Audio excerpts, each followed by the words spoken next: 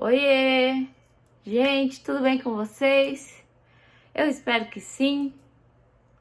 Para você que não é inscrito no canal ainda, eu vou pedir para você se inscrever, não paga nada, é só clicar lá, inscreva-se.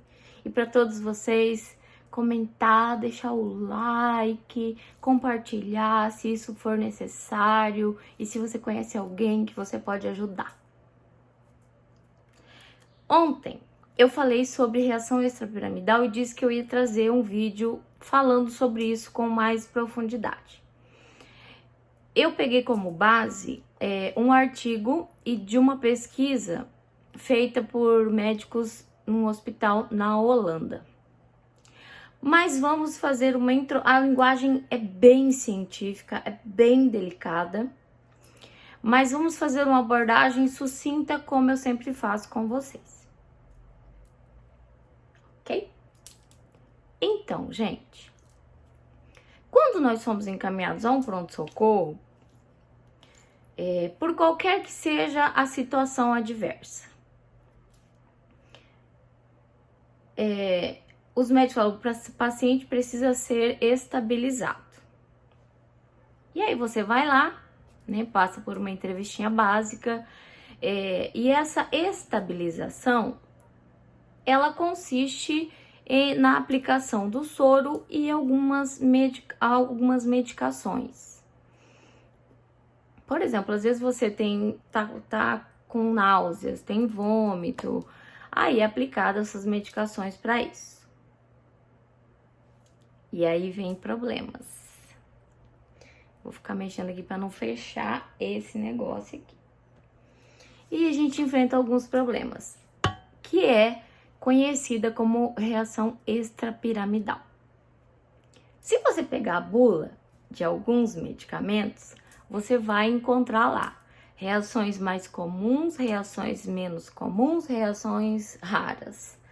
E aí, em vários tipos de medicamento que eu vou falar aqui, você vai encontrar lá. Pessoas podem ter alergia e desenvolver reação extrapiramidal. Fale com o seu médico sobre isso. Chega e fala pro médico, né? Mas se você já passou por isso, se você ter uma atenção quando você vai buscar médico, que você entrou num pânico terrível, que você começa a tremer, ou então que você começa a ter uma lentidão, ou que você começa a sacudir tua perna sem parar, um nervoso que vem e te aflige, te aflige, te aflige, você não quer estar naquele lugar, você não quer participar disso. Eu nem coloquei o microfone, gente, tomara que o som esteja saindo bom. Vou colocar agora. E como eu citei ontem, um caso de operação no coração, né? Tem relatos de um homem que ele simplesmente arrancou tudo e fugiu de jaleco com o bumbum à mostra, correndo na rua. Pronto. Agora vamos trazer para uma experiência pessoal, Zaira.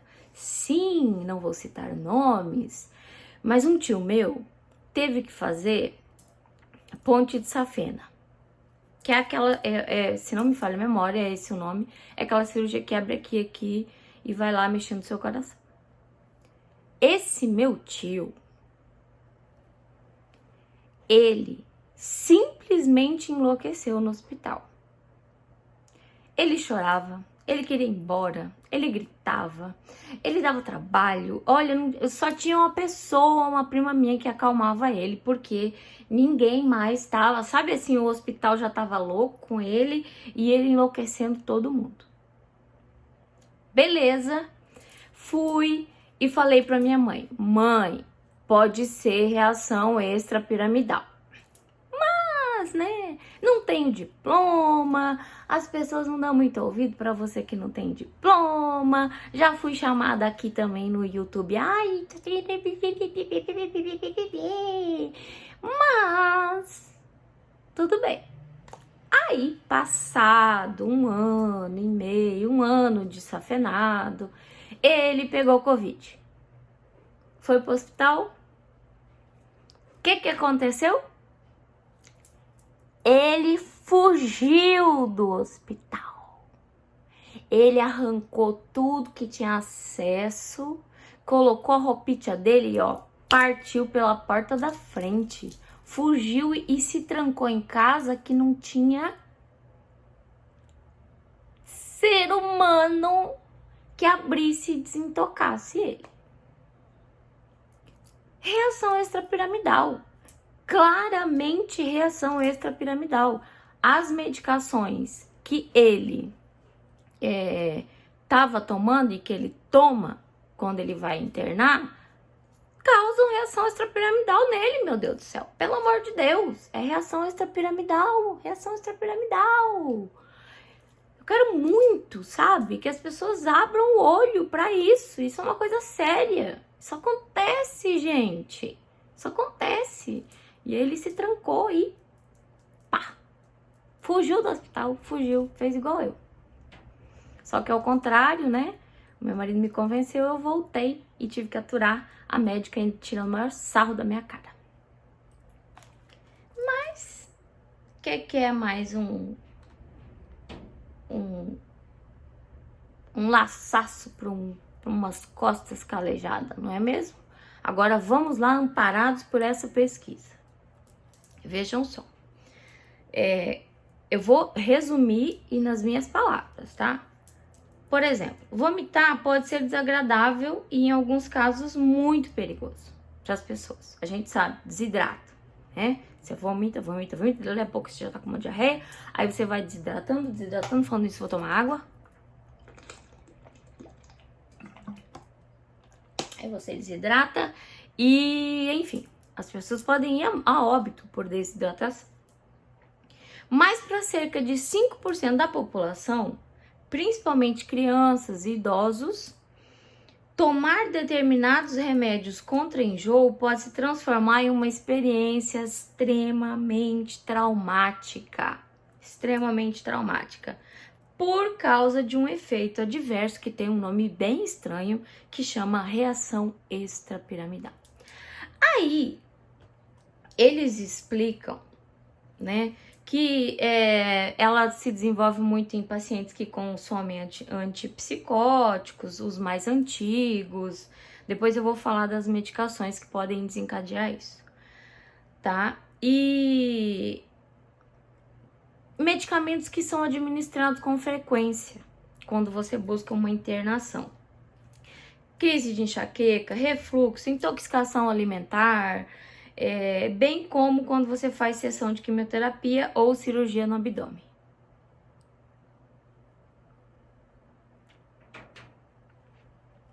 Bora lá, gente.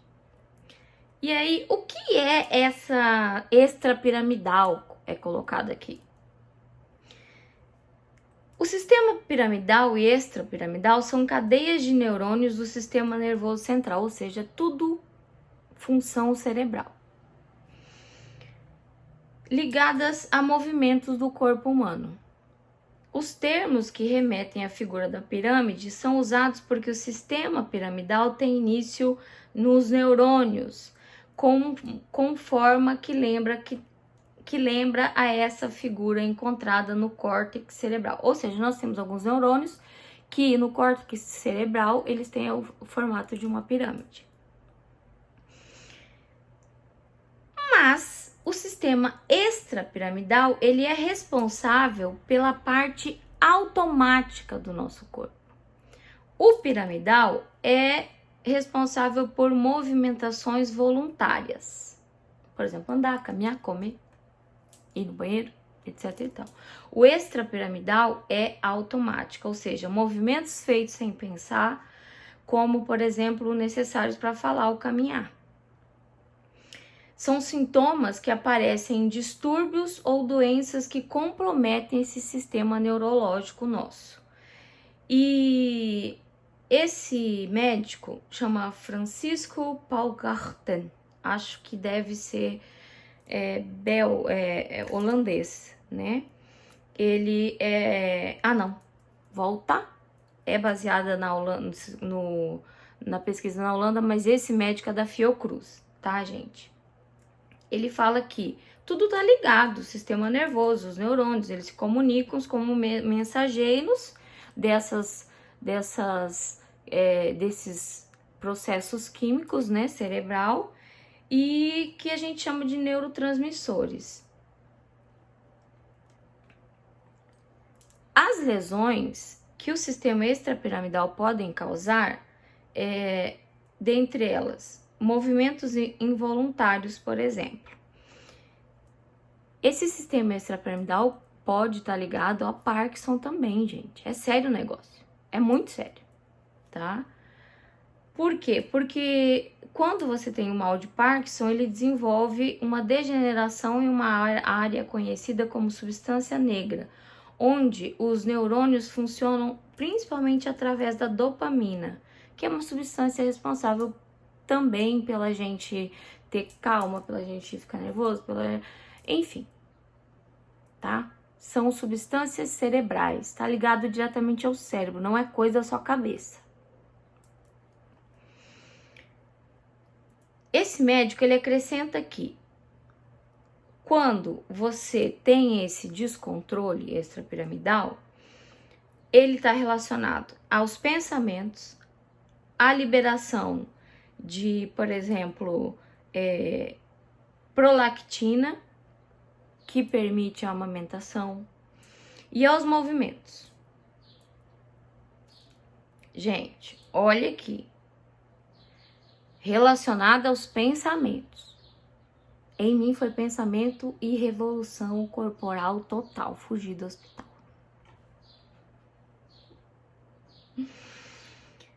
E aí, bora lá.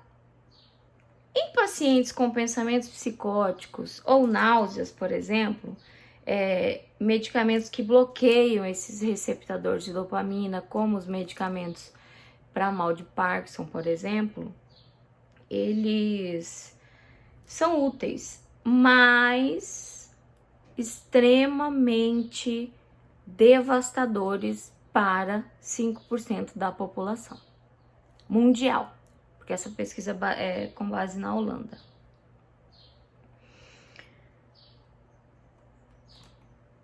E aí a gente tem sintomas possíveis, reações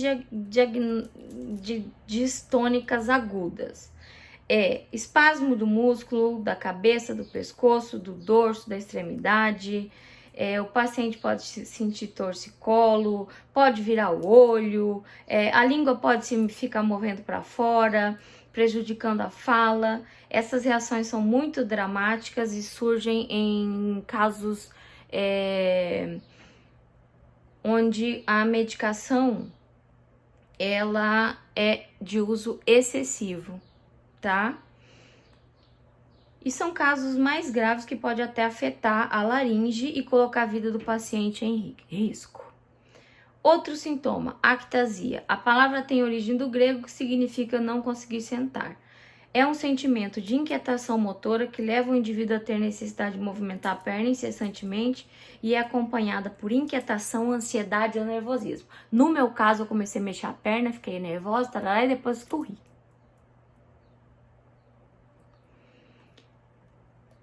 Dissenia tardia, que é movimentos musculares involuntários, por exemplo, na face, no lábio, na extremidade do corpo. Essa condição pode aumentar com o uso crônico de antipsicóticos típicos. E já vou chegar nesses medicamentos. E eles podem se agravar com a retirada total do medicamento e causar sequelas longas. Então, é por isso que quando você toma um medicamento antipsicótico, você precisa desmamar. Quais medicamentos podem causar? Vamos lá! As reações mais frequentes são quando usados medicamentos para controlar sintomas de psicose, sintomas de náusea, de vômito e enjoo, onde esses medicamentos bloqueiam a dopamina, gente. Bloquear qualquer sistema cerebral, como que não vai causar alguma coisa, pelo amor de Deus? Comunidade médica científica, divulga isso para os pacientes. Se você vai mexer com o sistema químico cerebral, dizer que você não vai ter nenhuma reação é mito. É uma coisa que tem que ser derrubada por terra. Toda vez que você mexe com o cérebro, você está mexendo com toda a estrutura de uma pessoa, com todo o pensamento dela, com todas as reações, as sensações, enfim. Embora muitos medicamentos tenham risco baixo de causar os sintomas, a associação de mais de uma medicação pode ampliar esse risco de desenvolver sintomas. Então, vamos lá. Aqui ele fala assim: nunca se automedique, nem interrompa qualquer tratamento sem falar com seu médico. Na Holanda, né? Alto risco de reação extrapiramidal. Quais são essas medicações, Aira? E tá aqui, gente. Antipsicóticos, por exemplo, haloperidol, clorpromazina, flufenazina, aripiprazol, sulpirida, risperidona. Gente, antipsicótico não é só porque você tá com um surto psicótico, não. Você também faz uso de medicamentos que te ajudam a dormir. Por exemplo, eu faço uso de um antipsicótico. Mais medicamentos aqui. Antieméticos contra enjoos. Vai lá. Metoclopramida, bromopida, aqui eu me encaixo. Droperidol, cleboprida, plocorperazina, levosuspirida. Gente, tem os nomes genéricos disso, tá?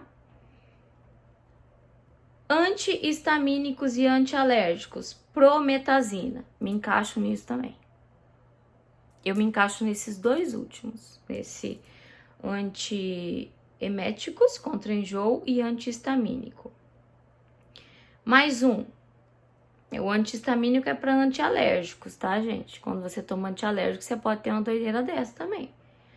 Antivertiginosos, por exemplo, tontura. Tô muito tonto, vou no hospital, o médico vai lá, pate, enfia cinarizina, flunarizina. Muito comum, muito frequente. São medicamentos mais antigos, são medicamentos mais baratos, né? Antihipertensivo, reserpina, alfa-metidopa, são medicamentos. Nunca ouvi falar desses medicamentos. Antihelminíticos contra vermes. Se você tomar remédio para verme... Gente, a piperazina pode causar. Muito comum, muito frequente. E outras drogas que atuam no sistema nervoso central, como ácido valproico, lítio e tetrabenazina. Eu já tomei lítio e quase morri. O doutor tirou porque eu bati lá uma semana depois falando para ele que eu tava doida, em crise. E aí a gente tem os medicamentos que são mais modernos e, consequentemente, mais caros, que poderiam ser utilizados no hospital e podem, caso você descubra que você tem essa alergia a essas medicações, que são quando você usa antipsicóticos ou neurolépticos, né, para epilepsia. A quetiapina tem baixo risco de extrapiramidal, eu tomo a quetiapina. A clozapina e a olanzapina. Antieméticos contra enjoos. A domperidona, a itoprida e a ondansetrona, que tem o nome mais famoso que chama Vonal. E antidepressivos, como a fluoxetina, sertralina, paroxetina, escitalopram, citalopram e outros que atuam na recaptação de serotonina. Então, gente, essas medicações, o que acontece? Elas mais evoluídas, mais modernas, mais caras, elas podem ajudar o paciente a não ter essas experiências traumáticas. E o que é que podemos fazer em relação a isso? Conhecer. Se não for com você, você observa um familiar seu. Teve esses sintomas, teve essas reações que normalmente ele tá fora de si, alerta, liga o alerta e fala, doutor, acredito que medicação, acredito que seja reação extrapiramidal. O médico, ele sabe o que é, ele só não fala pra gente. E o que o médico pode fazer? Quando a reação é grave, eles vão utilizar um antídoto para isso. Eles têm um antídoto para isso. E aí, o paciente melhora em alguns minutos e alguns familiares falam, olha, é um milagre, é um milagre, é um milagre. Mas não, ele só deu um antídoto para tua reação alérgica. Alguns médicos utilizam sedativos. E o que o paciente pode fazer? Se você já teve uma reação extrapiramidal, isso aqui eu já falei, mas vou ler, porque...